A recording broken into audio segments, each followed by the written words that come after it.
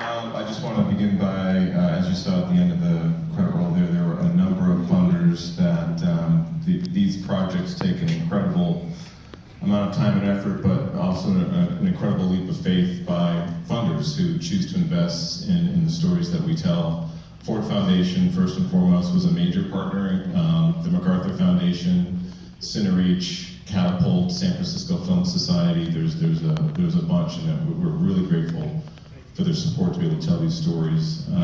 We set out to make this film at this moment in time because we felt it was vital to understand how this particular institution was or was not working in our community, and we chose to take a step back in terms of the observational approach to the film and not pass judgment on this department, but rather go in with the intent to understand how they were attempting to reform, knowing that there was a troubled relationship and there was troubling things that had happened, within this department. So that was our intent, and over these 2 years, what you just saw on the screen is what unfolded in front of our cameras, and it was difficult for me personally, on a personal level and on a professional level. This was probably the most difficult project I've ever embarked on. So I'm sure you have questions, and we also have a very important person who was instrumental in trying to get this film made.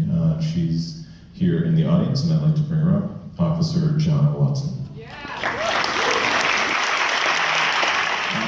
Now, when you begin the process of trying to get access to a public institution, there's many ways of doing this. We actually started from the outside. When we began the project, Mayor Jean Quan, do we have any Oaklanders in here, East Bay people? Anyone? Got a few, okay. So remember, Jean Quan was the mayor when we began trying to get access to this department, and she had seen the waiting room, and she was impressed by sort of our approach to that story. And so we began talking to the mayor's office. The U.S. Attorney for Northern California, Melinda Haig, was a big fan of that film, and we began floating this idea of telling the story of this police department. Jonna is actually the person who fields all the calls and all the requests of people attempting to get access to the department. So oftentimes the first question is, how did you get access? So I'm going to hand the mic up over to Jonna and have her tell you, how she first learned of this project. Thank you, Pete. Originally, the request came in via email. That's how most of our requests come in.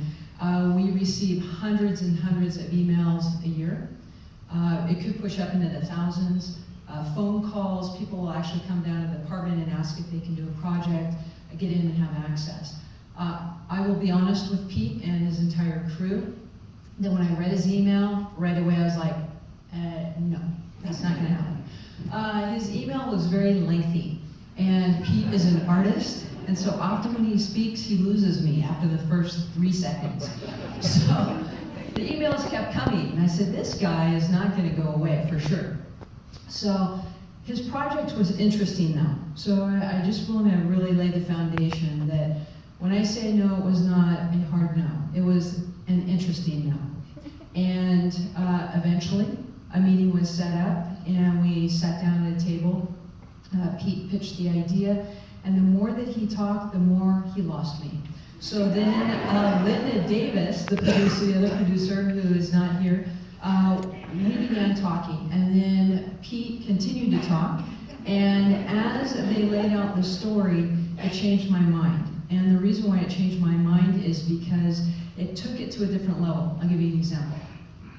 Anybody can take a camera, follow a cop, chase him down the street, we catch the bad guy, we put him away.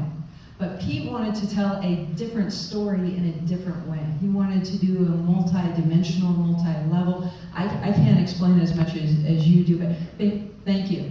Basically, he wanted to take a complex situation and tell the story.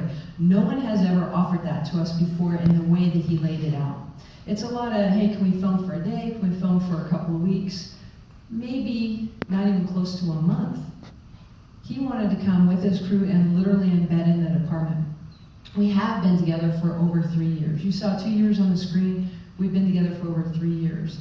And the journey that we went on and the story that he told is true.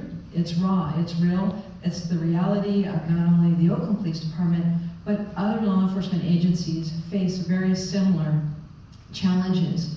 Our community working with our community, the community working with us.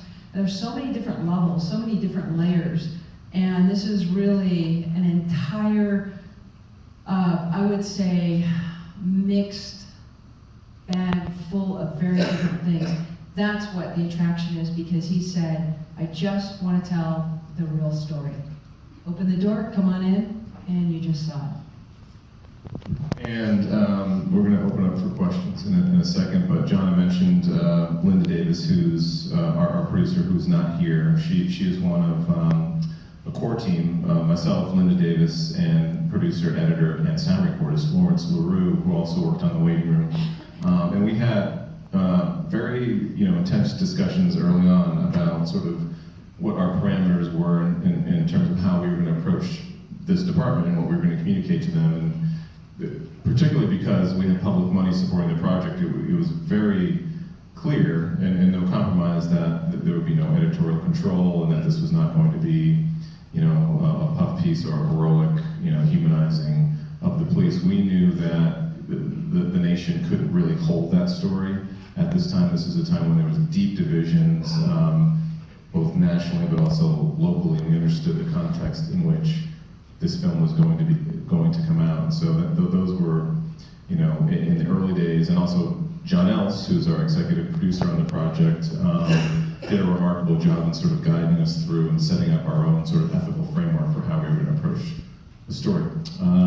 So the question is, I think for John, is that I'm sure a lot of the officers were probably not,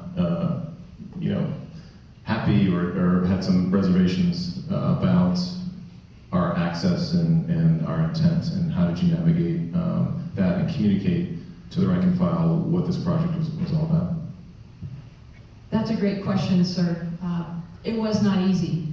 The entire process was challenging, but we work with great men and women, not only sworn, but our professional staff. I've been at the department for a very long time. I feel like I'm 102 years old, but I've been there for 25 years.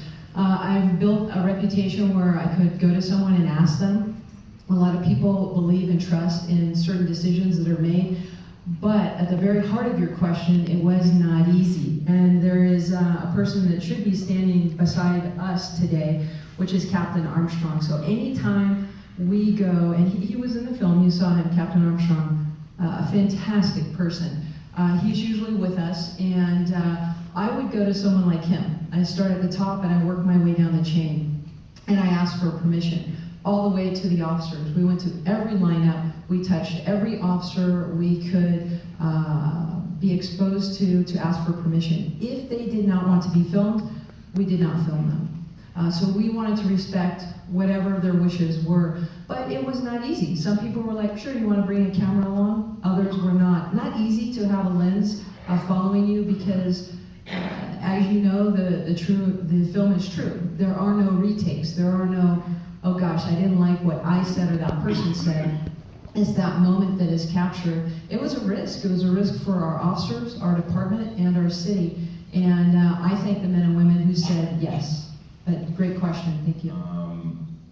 There's a couple of guys, young guys, in the press conference that were sort of leading the charge of these investigative pieces, trying to answer that very question that you just asked. What the hell happened here?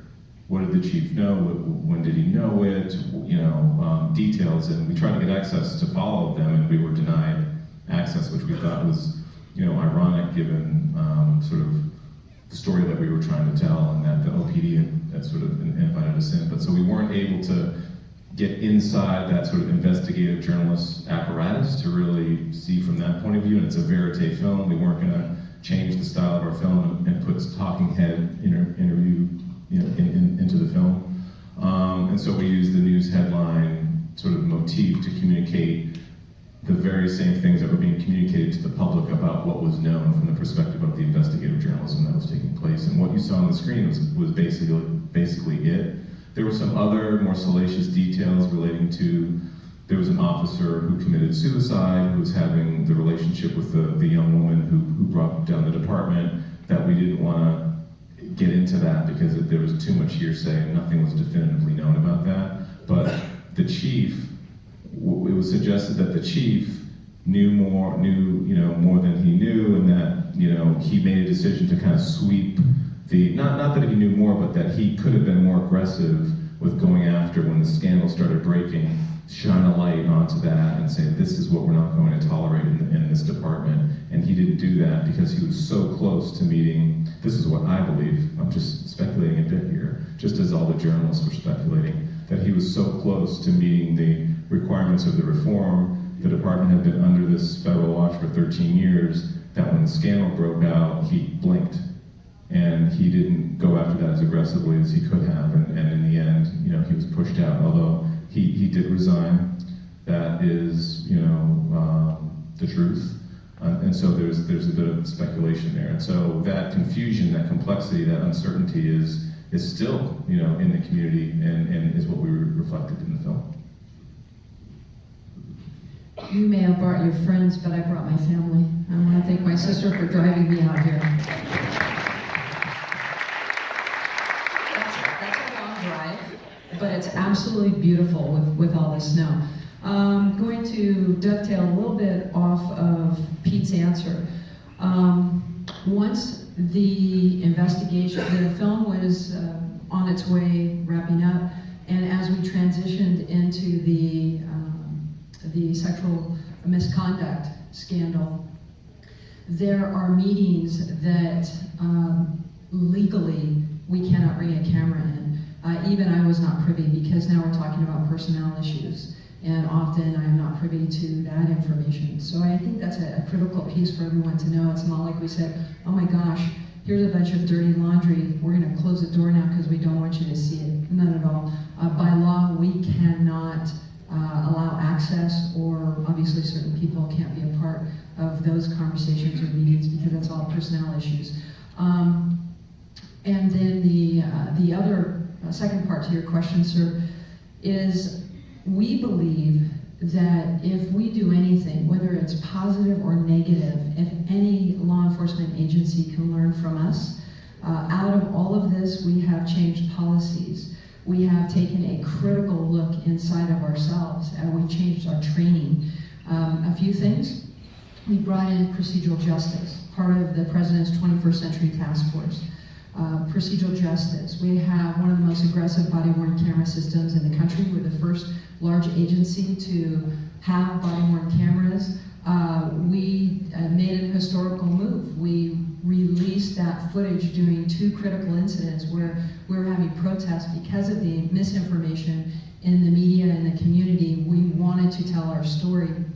So as agencies move towards body-worn cameras, if they can learn from us what we did right, what we didn't do right, as far as use of force, as far as policies and procedures, good behavior, bad behavior, learn from us. All of our policies are online. You can go on our website, take a look at everything, not a secret. We have everything out there.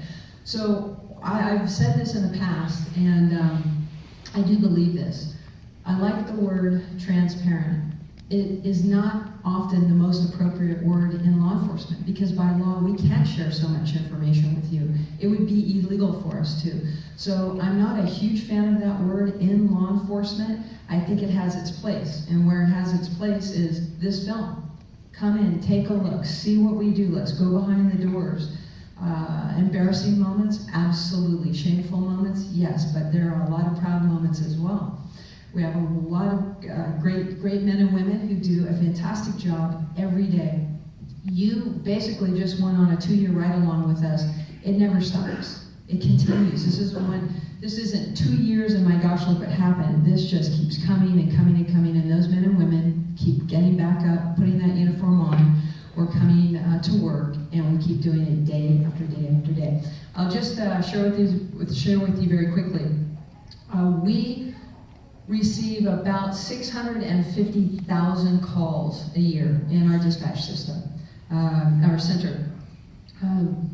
Thursday we had 747 officers On Friday, yesterday, we just graduated 24 officers. I'll let you do the math.